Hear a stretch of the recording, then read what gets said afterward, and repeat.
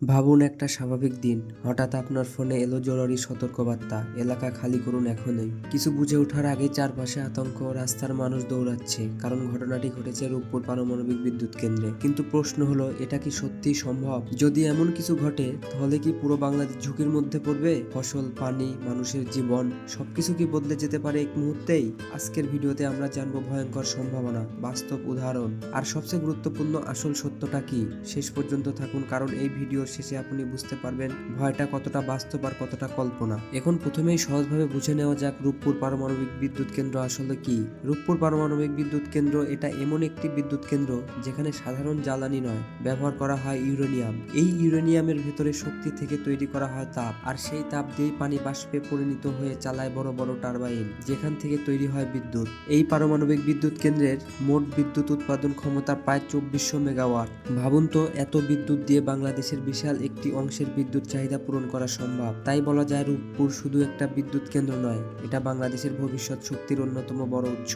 এখন আসল প্রশ্ন, যদি রূপপুরে কোনো বড় দুর্ঘটনা ঘটে তাহলে কি হতে পারে? এইটা বুঝতে হলে আমাদের একটু ইতিহাসে ফিরে যেতে হবে। চেরনোবিল বিপর্যয়, এটাও ছিল পারমাণবিক বিদ্যুৎ কেন্দ্র। ঘটনাটি ঘটে ইউক্রেন, সময়টা ছিল 26শে এপ্রিল 1986।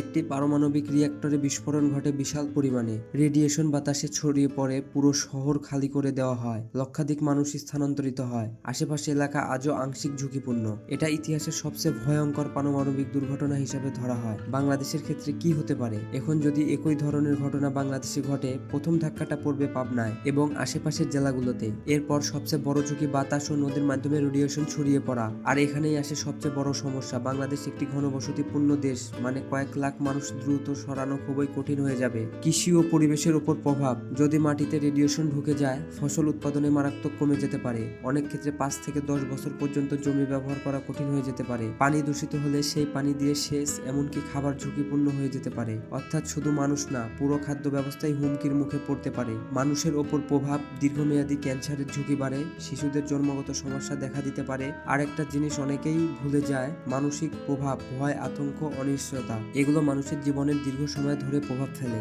অর্থনীতির প্রভাব, বড় এলাকা খালি হয়ে গেলে কৃষি, শিল্প সবকিছু বন্ধ হয়ে যাবে, হাজার হাজার মানুষ কর্মহীন হয়ে পড়বে, দেশের অর্থনীতিতে বড় ধরনের ধাক্কা আসতে পারে। কিন্তু আসল সত্যটা কি? এখন সবচেয়ে গুরুত্বপূর্ণ অংশ, আধুনিক পারমাণবিক বিদ্যুৎ কেন্দ্রগুলো আগের তুলনায় অনেক বেশি নিরাপদ। এখানে থাকে একাধিক সুরক্ষা ব্যবস্থা, স্বয়ংক্রিয় শাটডাউন সিস্টেম, শক্তিশালী ধারণ কাঠামো ইত্যাদি। মানে কোনো সমস্যা দেখা দিলে সিস্টেম নিজে নিজে থেকে রিয়াক্ট করে, তাই বড় ধরনের দুর্ঘটনার সম্ভাবনা খুবই কম। রূপপুর পারমাণবিক বিদ্যুৎ কেন্দ্র একটি আধুনিক প্রযুক্তি প্রকল্প, আন্তর্জাতিক নিরাপত্তা মান বজায় রেখে তৈরি, নিয়মিত মনিটরিং ও সুরক্ষা ব্যবস্থা রয়েছে। তাহলে বুঝতে পারছেন, দুর্ঘটনা হলে প্রভাব ভয়ঙ্কর হতে পারে, কিন্তু বাস্তবে আধুনিক প্রযুক্তি এটাকে অনেকটাই নিরাপদ করে রেখেছে। তাই এটা শুধু ভয় পাওয়ার বিষয় না, এটা সচেতনতা, দায়িত্ব আর সঠিক ব্যবস্থাপনার বিষয়। ভিডিওটি কেমন লাগলো কমেন্টে অবশ্যই জানাবেন। ভিডিওটি ভালো লাগলে লাইক, সাবস্ক্রাইব করে পাশে থাকুন, কারণ এমন তথ্যভিত্তিক ভিডিও আপনার জন্য নিয়মিত নিয়ে আসবো।